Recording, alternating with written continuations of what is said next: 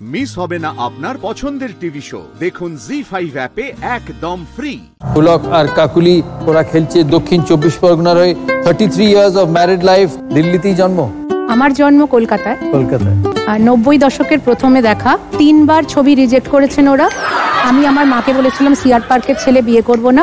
CR পার্কের ছেলেই বিয়ে হলো। 3 বার যার ছবি রিজেক্ট হলো তার সঙ্গেই বিয়ে হলো। মানে আপনার ছবি 3 বার রিজেক্ট করেছে কেন? সম্ভব আমার জামাইবাবু ওনাদের বাড়িতে গিয়ে দেখে এলেন। যখন ফার্স্ট দর্শন হয়েছিল তখন কাকুলি একটা ঝেঁটা নিয়ে কিছু পরিষ্কার করছিল।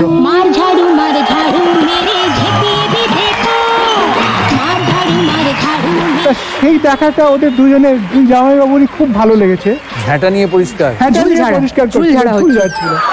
তো আমাকে সেটা এসে বললেন, তারপরে আমরা দেখতে গেলাম। That was love at first sight.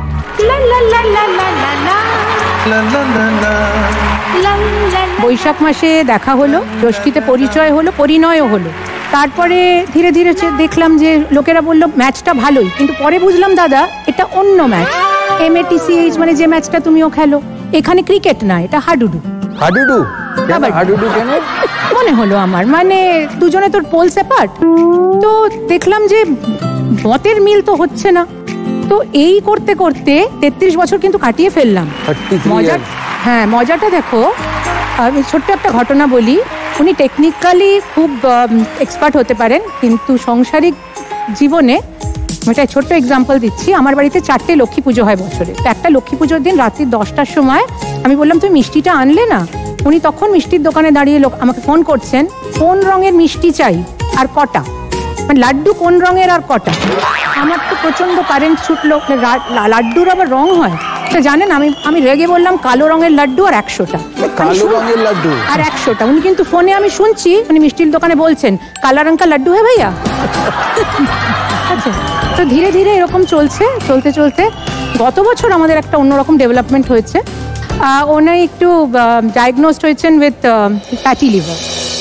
তো উনি ভীষণ খাদ্যপ্রেমিক, মানে food to the power of infinity. সেই মানুষের খাওয়া বন্ধ। এবার বাড়িতে হাডুডু খেলাটা বুঝতেই পারছো দাদা কিরকম চলছে। হাডুডু খেলা ভদ্রলোকের ওসিডিও আছে খুব, মানে ধরো তুমি কোথাও বসে আছো, ফ্যান লাইট জ্বলছে, উনি কিন্তু বন্ধ করে দেবেন। যেগুলো বন্ধ করে দেওয়া উচিত। রান্নাঘরে কাজ করছে, উনি পুছে দিয়ে বেরিয়ে চলে গেলেন, বলে সব বন্ধ হয়ে গেল কাজ।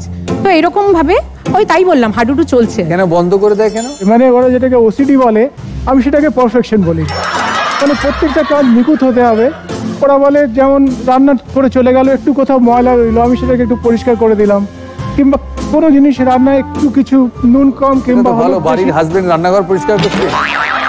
গরমকালে আপনি ঘরে বসে আছো দাদা, যে লাইটটা বন্ধ হয়ে গেল, হ্যাঁ ওটা ডিজাস্টার। গরমকালে লাইট পাখা বন্ধ করা ডিজাস্টার। লাইট বন্ধ না, মানে হয়তো একটা ঘরে কেউ নেই, তখন কেউ লাইট জ্বালিয়ে চলে এসছে। Saving of energy. 33 বছর বিবাহ জীবনে দাদা প্রচুর গিফট দিয়েছে। দাদা? হ্যাঁ দাদা গিফটে বিলিভ করেন না, সবই তো তোমার। একটা গোলাপও দেননি কখনো? না, কি হয়েছে অনেক কাল আগে একবার আমি একটা শাড়ি নিয়ে এসেছিলাম, ব্যাঙ্গালোরে গেছিলাম কোনো কাজে, অফিসের কাজে। তখন আমি NTPC-তে কাজ করতাম। ভদ্রমহিলা সেটা পছন্দ হয়নি, ন্যাচারালি রিজেক্ট করে দিয়েছে। একটু চেঁচামেচি হয়েছে। তারপর থেকে আমি ডিটারমিন করেছিলাম যেখানেই আমি কিনতে যাব সঙ্গে নিয়ে যাব। সঙ্গে নিয়ে গিয়েও কেনায় তো? সঙ্গে নিয়ে গিয়ে কিনি, তখন কোনো অসুবিধা হয় না। মানে এটা সচরাচর সবার কাছেই শোনা যায় যে হাজবেন্ড খুব কম কিনে দেয়, যতই কিনে নেয়। জি5 ডাউনলোড করুন আর সব এপিসোড দেখুন একদম ফ্রি।